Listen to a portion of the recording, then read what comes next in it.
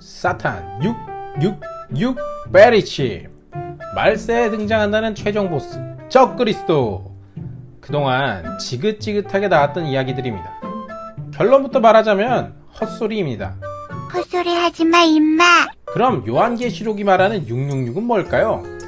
신학대학교에 들어가서 헬라어를 처음 배우게 되면 알게 되는 놀라운 사실이 있습니다. 각 알파벳에 숫자가 붙어 있다는 것이죠. 즉, 이름을 숫자를 합쳐서 계산해낼 수가 있게 되는데 이것을 게마트리아라고 부릅니다. 구약 성경 원서의 언어인 히브리어도 그렇고 신약 성경 원서의 언어인 헬라어도 그렇습니다. 즉, 666은 게마트리아입니다. 여기서 요한계시록 13장 17절에서 18절을 살펴보죠. 누구든지 이 표를 가진 자 외에는 매매를 못하게 하니 이 표는 곧 짐승의 이름이나 그 이름의 수라. 지혜가 여기 있으니 총명한 자는 그 짐승의 수를 세어보라. 그것은 사람의 수니 그의 수는 666이니라. 17절을 보면 이름이라는 언급이 나오죠. 게마트리아라는 것을 알 수 있습니다. 아니, 그렇다면 666은 누구의 이름을 가리키고 있을까요? 학자들에 의하면 네로의 게마트리아라고 봅니다. 헬라어의 네론 카이사르를 히브리어로 바꿨을 때 나오는 7글자를 합하면 666이 나옵니다. 자, 그런데 이렇게 해석하면 한 가지 문제가 생겨요. 먼저 네로 황제는 기독교인들을 박해하긴 했는데 황제 숭배를 강요하지는 않았습니다. 또한 요한계시록에 로마를 바벨론으로 부르는 이유는 로마가 예루살렘 성전을 파괴했기 때문인데 이 사건은 네로 황제 이후의 사건입니다. 즉, 요한계시록에는 네로 이후의 내용들이 기록되어 있어서 시대가 안 맞게 되는 것이죠. 이 문제를 해결하기 위해서는 네로 황제가 어떤 사람이었는지를 알아야 합니다. 네로는 처음부터 우리가 아는 공포의 황제는 아니었어요. 로마를 잘 다스리다가 말년에 완전 맛이 가버려가지고 이상한 행동들을 많이 하게 된 것이죠. 그래서 결국 원로원이 네로를 부담스러워하기 때문에 네로를 폐위시켜버립니다. 결국 네로는 바로 다음날 자살을 하죠. 그런데 이 네로의 죽음과 시체를 본 사람이 거의 없기 때문에 온갖 음모론이 생겨나게 됩니다. 자, 이 음모론이란 것이 두 가지인데 네로는 죽지 않고 도망친 것이다. 그러니 돌아올 것이다. 혹은 네로는 죽었지만 부활할 것이다. 이런 내용이에요.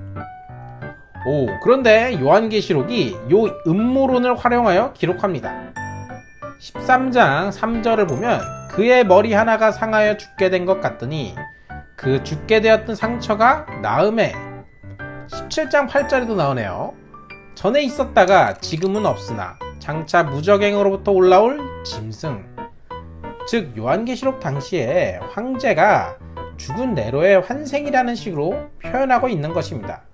뭐 정말로 부활한 건 아니지만 그 소문과 음모론을 이용한 것이죠. 그럼 요한계시록 당시의 황제는 누구였을까요? 바로 도미티안이었습니다. 네, 정말로 황제 숭배를 강요했었던 왕이었죠. 도미티안 당시 사용된 동전의 글씨 앞글자를 따서 읽었을 때 이 글자의 게마트리아가 또한 666이라는 것을 확인할 수 있습니다. 이렇게 써있죠. 통치자 시저 도미티아누스, 경건한 게르만인. 이 내용의 앞글자만 따면 666이 나와요. 즉, 666은 도미티안을 가리키며 동시에 네로를 가리키는 것이라고 볼 수 있습니다. 그러니까 요한계시록 당시의 황제를 숭배하지 말라는 말을 666으로 적은 셈입니다. 아니, 그건 알겠는데 그럼 뭔 말을 이렇게 어렵게 적나요? 여러분 생각해보세요. 매 강의 때마다 말하지만 요한은 반모섬에서 유배 중이었습니다. 편지에다가 대놓고 로마는 망할 것이고 도미티안 황제는 죽는 한이 있어도 숭배하지 말아라 라고 써버린다면 어떻게 될까요? 그래서 이렇게 암호 같은 형태로 복잡하게 써놓은 것입니다.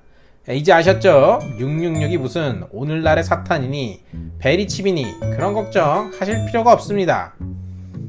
그 당시에 주는 표는 황제 숭배를 하면 주는 표였는데 그게 없으면 뭐 다른 많은 불이익들이 있었어요. 한마디로 주민등록증 없이 생활해야 된다고 보시면 되는 겁니다.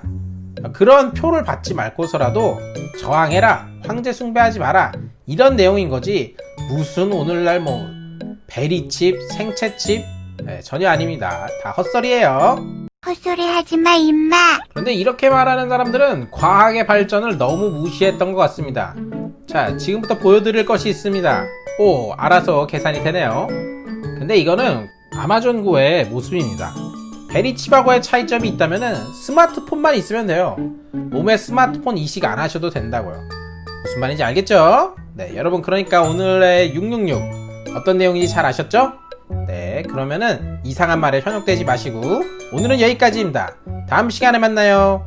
안녕. 아 맞다, 적그리스도는 뭐냐고요? 공포영화를 너무 많이 보셔서 그럴 수도 있는데 인터넷을 활용해서 성경에서 적그리스도를 검색해 보시기 바랍니다.